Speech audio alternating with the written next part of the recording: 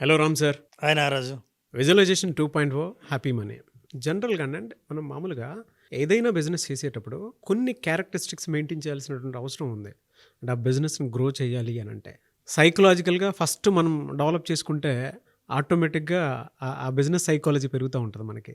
అది ఎలా ఒక్కొక్క మనిషి సక్సెస్ అవ్వాలి అని అంటే ఆంటర్ప్రినర్ అయినా సరే, లేదంటే చిన్న చిన్న బిజినెస్ పెద్ద బిజినెస్ ఏదైనా ఒక ఐడియా ఎగ్జిక్యూట్ అవ్వి పెద్దగా వెళ్ళాలి అని అంటే ఎలాంటి క్వాలిటీని అడాప్ట్ చేసుకోవాలి? ముందుగా విజువలైజేషన్ 2.0 ఏదో విజువలైజేషన్ కానీ దేని మీద ఫోకస్ చేస్తుందంటే మీకేం కావాలో మీకు తెలుసా? నీకేం కావాలో బిజినెస్ పెట్టాలి.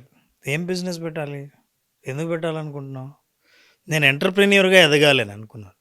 ఎంటర్ప్రెన్యూర్గా ఎదగాలనుకోవడం క్లియర్ గోల్ కాదు. మరి క్లియర్ గోల్ ఏంటి? ఒక ఎంటర్ప్రెన్యూర్గా మీరు ఎదగాలనుకుంటే మీకు ఉండాల్సిన కనీస లక్షణాలు ఏంటి? దాని తర్వాత మీరు చేసే ప్రాక్టీసెస్ మీకు ఉపయోగపడతాయి. అవేంటో మనం తెలుసుకుందాం. ముఖ్యంగా ఈ ఎపిసోడ్ మనం కొత్తగా బిజినెస్ స్టార్ట్ చేయాలనుకున్న న్యూ ఎంటర్ప్రెన్యూర్స్కి వాళ్ళ కోసమే ఎపిసోడ్ చేద్దాం.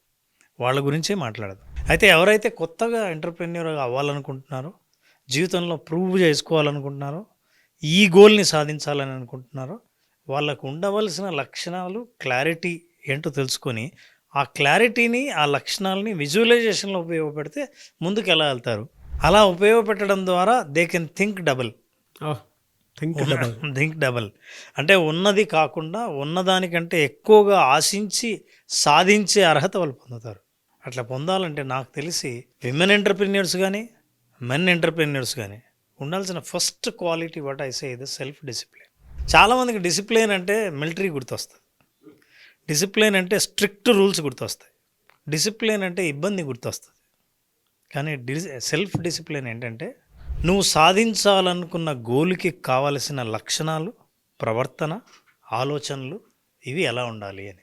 నువ్వు ఏ గోల్ సాధించాలనుకున్నావో దానికి సంబంధించినవి ఉండాలి. ఫర్ ఎగ్జాంపుల్, ప్రయాణం చేయాలనుకున్నావు, ఫ్లైట్లో వెళ్దాం అనుకున్నావో, ట్రైన్లో వెళ్దాం అనుకున్నావో, బస్సులో వెళ్దాం అనుకున్నావు అని నిర్ణయిస్తూనే దానికి కావాల్సిన ఎంత ఓపిక, ఎంతసేపు ఎదురు చూడాలి, ఎన్ని గంటలు ఉంటుందని మెంటల్గా ప్రిపేర్ అవ్వాలి. అంటే జనరల్గా సరే మీరు ఇట్లా చెప్తుంటే డిసిప్లిన్ అంటే మీరు చెప్పినట్లు ఫిజికల్ ఇది గుర్తొచ్చేది మనకి. డిసిప్లిన్ అంటే ఒక్కొక్కలాంటి మైండ్లోకి వచ్చారు. కొంచెం జనరేషన్ మారిన తర్వాత ఇమోషనల్ డిసిప్లిన్ అనేది చాలా అవసరం అని మీరు మాట్లాడుతుంటే అర్థమైంది. మీరు ఇందాక అన్నారు కదా కొన్ని క్వాలిటీస్, అన్నీ ఎమోషనల్గానే అంటే అన్కంట్రోల్డ్ నోటి దురుసు కొంతమందికి ఉంటుంది. అన్కంట్రోల్డ్ ఇమోషన్స్ హై లెవెల్లో ఉన్నప్పుడు కూడా మనిషి బిజినెస్ చేయడానికి అవకాశం ఉండదు.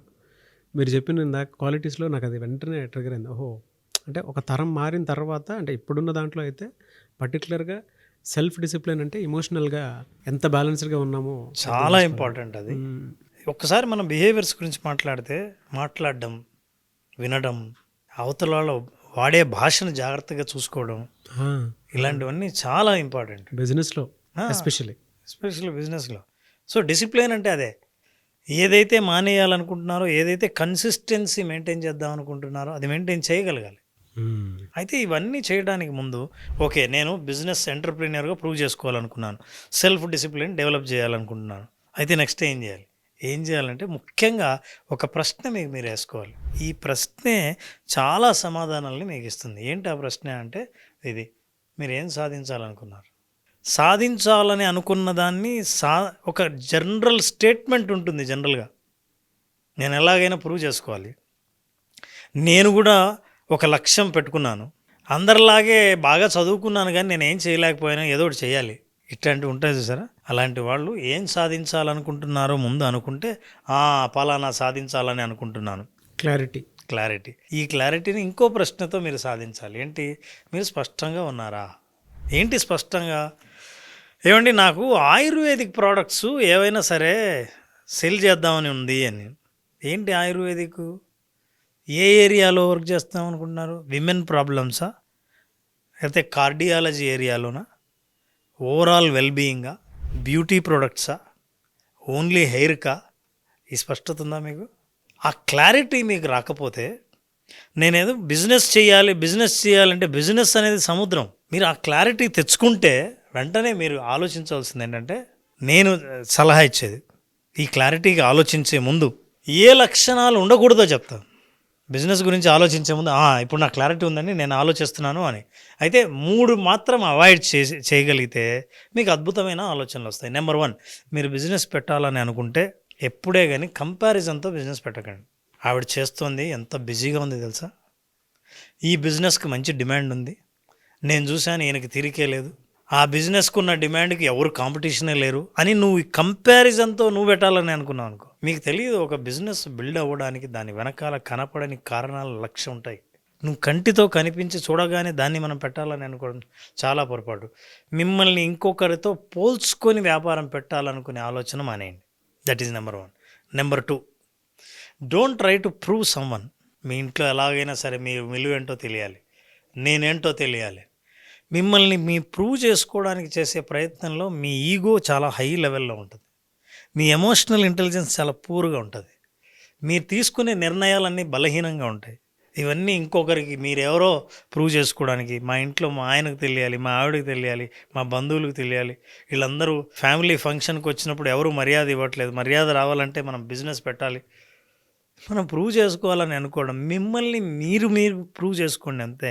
ఇంకోరు ప్రూవ్ చేసే ప్రయత్నంలో బిజినెస్ ఫెయిల్ అవ్వడం ఖాయం. స్పష్టంగా ఉన్నారంటే మీ స్పష్టతలో ఇవి ఉండకూడదు. 3వది most important, do not set without knowledge. Knowledge లేకుండా దాన్నే ఉంది బిజినెస్ పెట్టడమే కదా, ఒక చిన్న గది తీసుకోవడం లేదా ఒక నలుగురిని ఎంప్లాయ్ చేసుకోవడం, అక్కడి నుంచి బిజినెస్ స్టార్ట్ చేయడం. నో, ఎట్లా ఉండాలంటే మీ కాంపిటీటర్కి ఎంత తెలుసో అంత తెలిసి ఇంకొక అడుగు ఎక్కువ తెలుసుకుంటే మీరు బిజినెస్ పెట్టడానికి అర్హులు. కొంతమంది స్ట్రక్చరే ఉండదు అసలు. ఎవరో నలుగురితో పాటు నారాయణలాగా ఎవరో ఫ్రాంచైజ్ తీసుకుంటున్నారంటే వీళ్ళు కూడా ఇలా డబ్బులు కట్టేసుకొని వచ్చేస్తారు. పొద్దున్న పని చేసేది ఎవరు, అసలు ఆ స్ట్రక్చర్ని బిల్డ్ చేసేది ఎవరు? ఇది అతిపెద్ద ఇదండి. అంటే ప్రతి ఒక్క ఆంటర్‌ప్రెన్యూర్ తెలుసుకోవాల్సినటువంటి విషయం. ఇప్పుడు వాళ్ళు నిర్ణయం తీసుకున్నా ఈ ప్రశ్నలు వేసుకోవాలి, దీంట్లో నుంచి ఏమైనా వచ్చిందా నా బిజినెస్ ఐడియా. మీరు తపస్సు చేస్తున్నారు అనుకోండి, నేను ఏదైనా జీవితంలో సాధించాలని, వెంటనే దేవుడు ప్రత్యక్షమయ్యాడు. అడిగే ప్రశ్న ఏంటి నాకు రాదు? దేవుడు కన్నా ప్రత్యక్షం అయితే ఫస్ట్ అడిగేది డబ్బే చాలామంది అడిగేది, వీళ్ళు అడిగేది హెల్త్ కూడా కాదు మళ్ళీ. ఇప్పుడు అలాంటి తపస్సు చేసేవాళ్ళు ఎక్కువ అయ్యారు అనుకోండి, దేవుడికి కూడా అర్థమైపోయింది ఈసారి అడగడేమో ఈ ప్రశ్న, నాకు తెలుసు నీకేం కావాలో అంటే. అయినా సరే దేవుడి ప్రశ్న అడుగుతాడు. అవును, ఏం కావాలైనా నీకు, నాకు తెలిసినా నీకేం కావాలో నీకు తెలుసా అని. దేవుడికి తెలీదా నీ మనసులో ఉన్నది? ఒకవేళ తెలిసి ఉంటే కనీసం నీకైనా తెలుసా నరుడా ఏమి, ఆ క్లారిటీ నీకు ఉందా బిజినెస్లో? అప్పుడు ఆలోచిస్తావా నేను ఏం చేద్దాం అనుకుంటున్నాను, ఎలాగైనా సరే ఇట్లాంటి క్వశ్చన్లు ఉండవు నీకు. అంత తపస్సు దాకా వెళ్ళావంటే స్పష్టంగా ఉంటుంది నీ క్లారిటీ. పురాణాల్లో ఎవరిని చూసినా సరే తపస్సు చేసేవాళ్ళు వాళ్ళ కోరికని చాలా స్పష్టంగా అడిగేవాళ్ళు ఉన్నారు. ఈ స్పష్టత మీకు బిజినెస్ పెట్టే ముందే లేకపోతే మీరు నష్టపోయే ప్రమాదం ఉందని ముందే నేను హెచ్చరిస్తున్నా. సో నారాజు ఎవరినైనా సరే నీకు ఏం అవ్వాలనుకుంటున్నావు, ఏం బిజినెస్ పెడదాం అనుకున్నావు అన్నారు అనుకోండి, నాకు చాలా ఐడియాలు ఉన్నాయి, అసలు నాకున్న నాలెడ్జ్, నేను చదువుకున్న దాన్ని బేస్ చేసుకుని బిజినెస్ పెడదాం అనుకున్నా. ఈ మధ్య రియల్ ఎస్టేట్ మంచి డిమాండ్లో ఉంది, రియల్ ఎస్టేట్ పెడదాం అనుకున్నా. మా అంకుల్కు బిజినెస్ ఉంది, ఆయన పిల్లలు లేరు, ఆయన ఎవరినైనా చూసుకోమన్నాడు, నేను అది కూడా చూసుకుందాం అనుకుంటున్నా. ఇవన్నీ కాకుండా అనవసరంగా స్టాక్ మార్కెట్ చేద్దామా అని ఆలోచిస్తున్నాను. ఇవన్నీ కలలు. మీ ఆలోచనలన్నీ మీరు ఏం చేయాలనుకున్నారో అన్ని కలలు.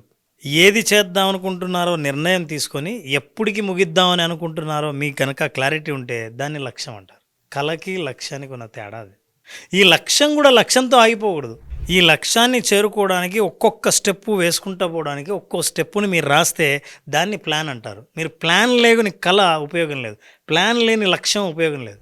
ఈ ప్లాన్కి గనక యాక్షన్ తీసుకుంటే రేపటి నుంచి ఏం చేయాలి, ఎవరికి ఫోన్ చేయాలి, ఏం రిజిస్టర్ చేసుకోవాలి, నేను ఏం అర్థం చేసుకోవాలి అనే వెంటనే యాక్షన్ తీసుకుంటే అది కరెక్ట్ రియాలిటీగా మారుతుంది. కళలను సాకారం చేసుకోవాలంటే ఉన్న మధ్యలో ఉన్న స్టెప్స్ ఉన్నాయే, ఆ స్టెప్స్ని మీరు చేయకపోతే కళగానే మిగిలిపోతుంది.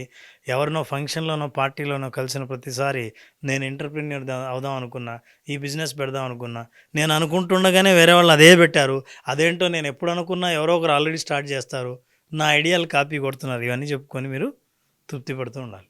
పూట గడిపేస్తున్నారు, గడిపేయడం ఇలా గడిచిపోతుందిలే అన్న. కానీ నేను ఎందుకు ఇవన్నీ రాయమని చెప్తున్నాను అని అంటే, there is a study. What the study says this: you are 42% more likely to achieve your goals simply by writing it down. నీ గోల్ని అంటే యాక్షన్ స్టెప్స్తో సహా నీ లక్ష్యాన్ని రాస్తే ఆ లక్ష్యం చేరుకునే అవకాశాలు 42% ఎక్కువగా ఉన్నాయని తేలింది. అంటే మీరు రాస్తున్నారంటే మీ మైండ్లో ఫుల్ క్లారిటీ ఉందని, డేట్ ఎమోషన్స్ కూడా ఉందని, అందులో ఉన్నాయి. Emotions, planning, action Time, steps ఇవన్నీ date. ఉన్నాయి. ఉంటే 42% మీరు విన్ అయ్యే అవకాశం ఉంది. ఇవాళ ఈ ఎపిసోడ్ చూసిన వాళ్ళు ఎవరైనా సరే చెప్పినవి చెప్పినట్టు ఫాలో అయితే 42% సక్సెస్ ఆల్రెడీ చేతిలో పెట్టుకుని స్టార్ట్ చేస్తున్నట్లు లెక్క. ఎస్. ఒకవేళ అదే కంటిన్యూ చేస్తే we are there to help you through visualisation.